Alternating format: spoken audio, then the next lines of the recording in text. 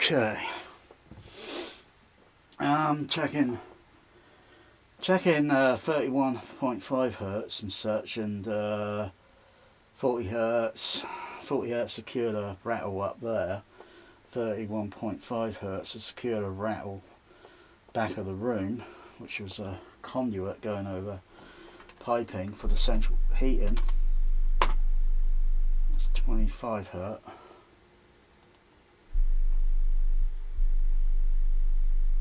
Seems okay now. What the heck did I do?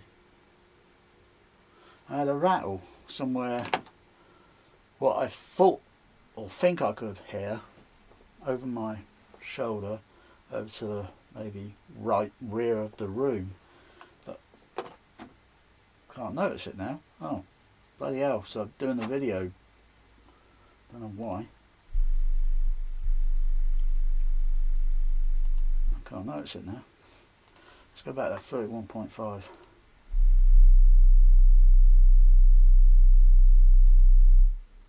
There is something else I can notice, but it seems to be somewhere up front.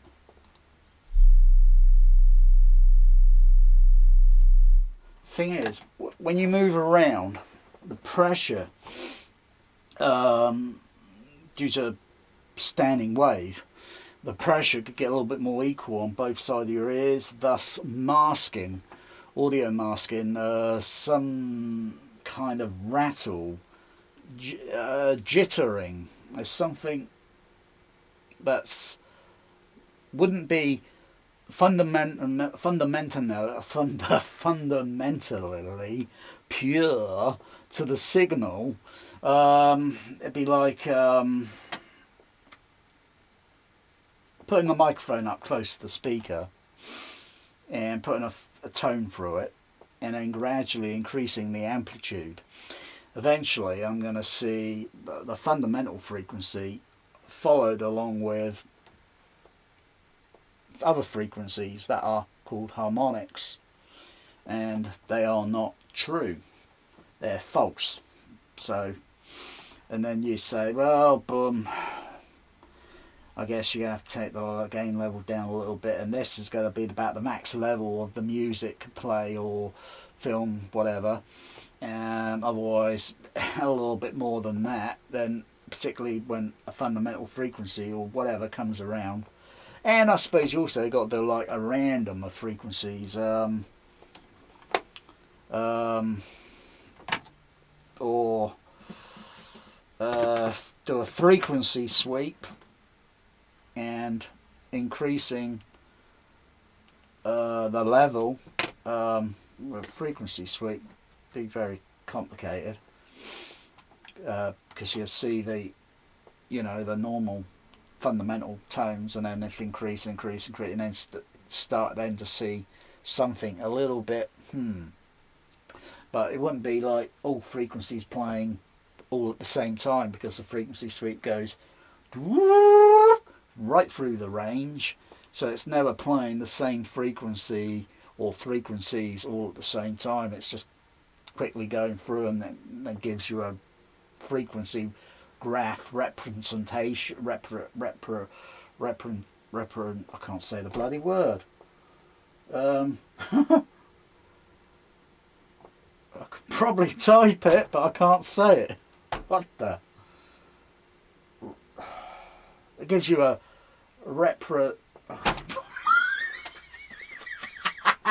I can't say the goddamn word. Damn. Representation. Represent. Oh, frickin' heck. Anyway, gives you a graph. So I suppose if I were to play, the multi-tone. So if I pan the camera around, zoom in, I'll zoom out. Say do the multi-tone. Triple tone, multi-tone. Turn that sub-level gain down on the Behringer MDX 4600.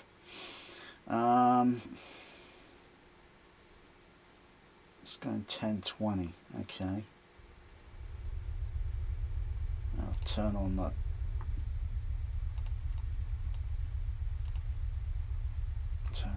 RTA. The microphone's over here. So if I put the microphone nearer, it gets more true to what it is. Pull away from it, and then in the more or less the room, because ultimately, but there, getting a lot of along with my modulation on the voice. Ooh, nice frequency there, below 300 hertz.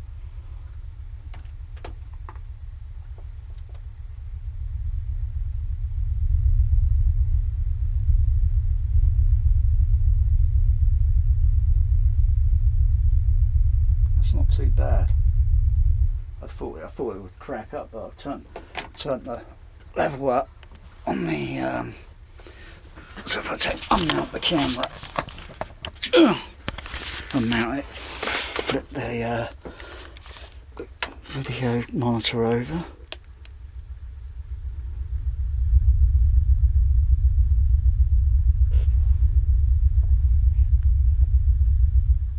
because I got quite a few frequencies passing through that are going past some of the crossover frequency networking on here, and at the moment I'm only using for an experiment using a 40 Hz Lynx Riley. Well, I'll zoom in on it so don't have to talk about it.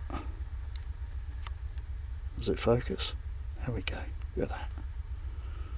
Look at that. So I'm using that at the moment. If I turn it all off, it's going to go a lot loud, go a lot higher in the other frequency. So I probably have to go all back, double back on the everything. I'll just mount the camera. I might get one of those remote things for the camera, for a remote tripod, so I can motorize the tripod. Get on a motor, so I can turn it, so it would turn on a motor, on a rotating rotator.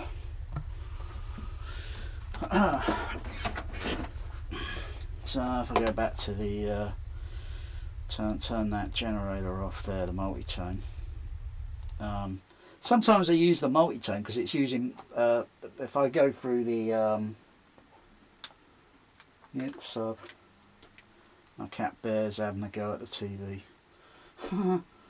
I'll mute one of the screen channels.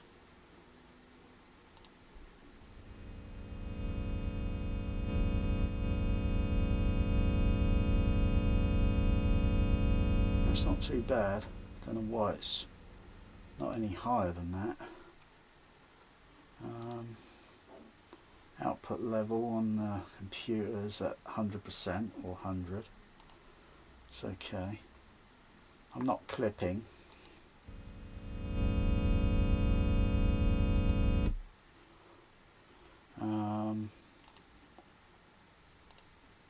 Let's have a look.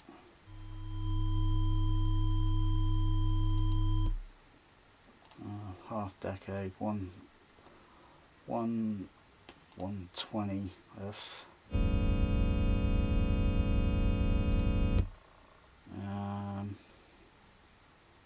Let's see, 10 hertz, linear. My cat bears, he's looking at the TV screen. Good decade, what's NID?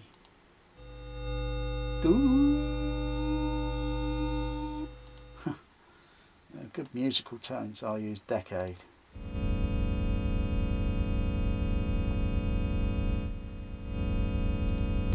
Need to go a little bit more higher than that actually. But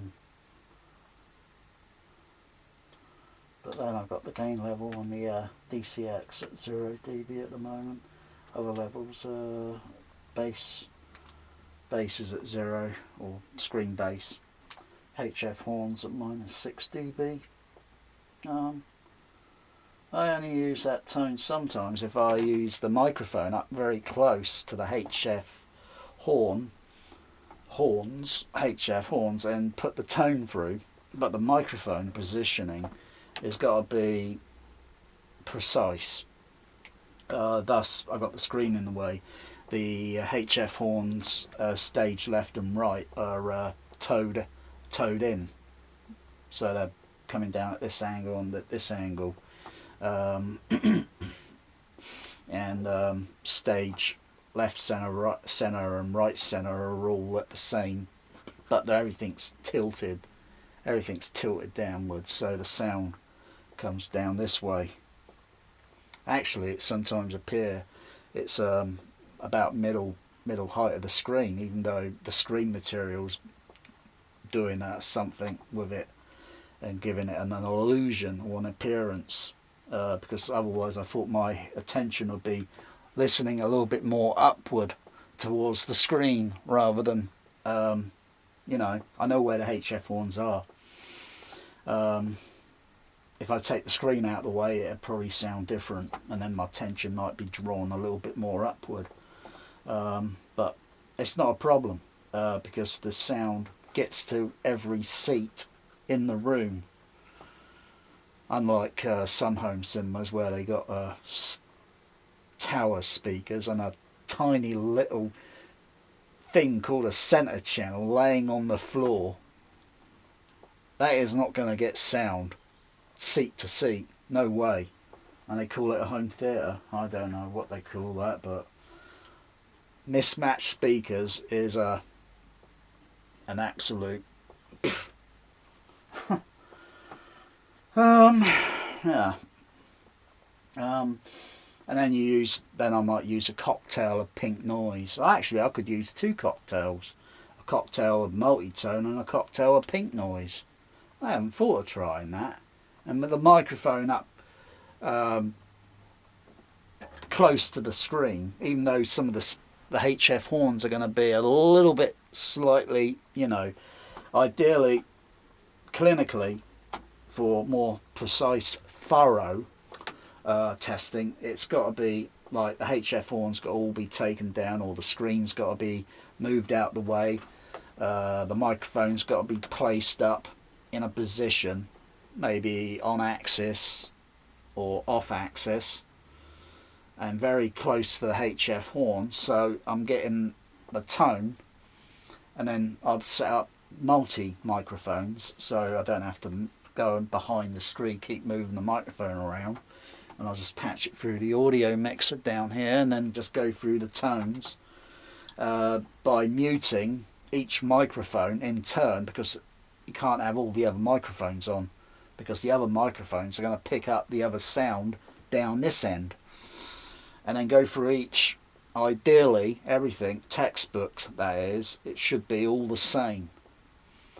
Because film sound mixes and music mixes, they're all artificial to give a nice impression, you know, and everything's got to be spot on, 1 to 1.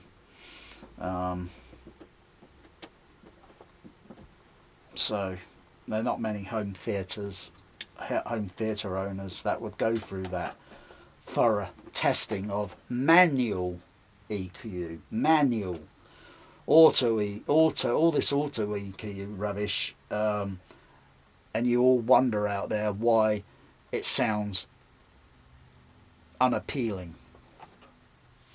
Here it sounds quite appealing because it's manual. It's the human element. That's how I hear a lot of movies in the past in some good cinemas and some not so good cinemas. And it's all manual. It's all manual. None of this auto is just to make it quick, fast, but results are never always good. I don't know how many minutes I'm in the video on this. Might be 8-10 minutes. So if I went back to mute that, unmute that, go back to tones and Look at that sine wave.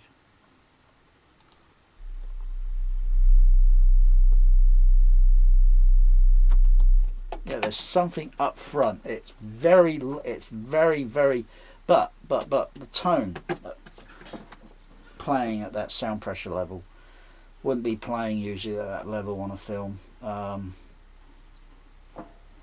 cat Bear, he's up to no good. He's up to no good. He's up to no good. Bear, get down. Down.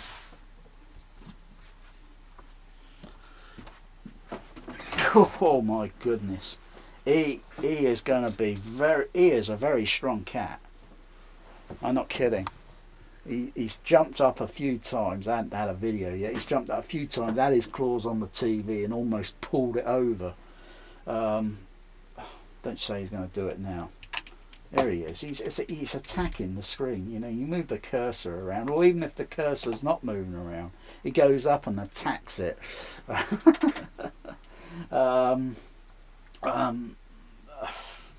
It's counterbalanced enough, I think, to stay upright, even though it's tilted slightly. Yeah. It's just got a little bit of cardboard underneath it. What's it? Just to counterbalance it, but it will flop over. It only takes him to get a good pull, and then it's going to lose its counter. It's going to come over, and then it's going to lose its counterbalance, and then the weight of it's just going to go boom, flat. It did that once. I think it was last year. Magic and Sooty were getting around my legs, and in the chaos, the thing fell over while I was behind the screen, and it took quite a bit of a jolt, but it's still intact. Look at him going at it. Look at him, look at him going at it. Oh, Bear. So there's still something kind of up front there. It's kind of it could be anything, and there's only a few things behind the screen. One, it could be the screen itself, because the ports, the base port, the port reflex ports are just below the screen there, just below where the black masking frame is. They're just below it. They're just or just slightly above, where sometimes the screen flexes, it vibrates. The screen, it wobbles. I'm not sure if that could create a kind of well, it would, because if I were to tap the screen, go up, and my hand is touching against the surface object, I thus hear. But when you've got a sine wave playing, and if I go a bit more lower, I would notice a flapping sound, but don't usually play film soundtracks. They're not play that high, and I don't play any of that stupid bass I Love You. That's overrated rubbish. Even the bass curtain is overrated. Just play a sine wave, you know. All I have to do is put it on a pulse so it go boop boop boop boop boop boop boop. But there's still something up there I can hear. Whoop. I think my little bit of cardboard, I'm hearing a resonant now behind me. Yeah, I can fix it. I can fix it. Anyway, I'll end the video now. Yeah, use the remote.